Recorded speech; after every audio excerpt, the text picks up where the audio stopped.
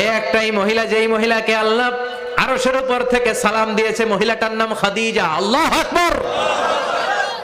আমার সব সন্তান আল্লাহ খাদিজার পেট থেকে দিয়েছে। ও আবু বকর, আমার এই কলিজার টুকরা প্রিয়তমা খাদিজারে রেখে দিয়ে কেমনে বাসায় যায়? তুমি যাও, আমি দাঁড়িয়ে থাকবো। এখনই মুনকার নাকির এসে খাদিজারে প্রশ্ন করবে, আমি দেখবো খাদিজা উত্তর দিতে পারে কিনা। আর প্রশ্নের উত্তর যদি ভুল করে ফেলে, কবরের উপর থেকে আমি নিজে প্রশ্নের উত্তর দিয়ে দেব।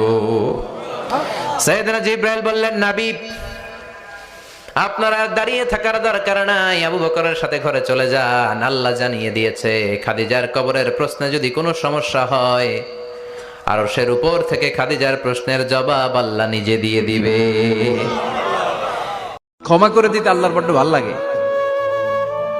বান্দা আল্লাহর কাছে বারবার চাক, চোখের পানি ছাড়ুক, এটা আল্লাহ পছন্দ করে। চোখের পানির যে কত পাওয়ার,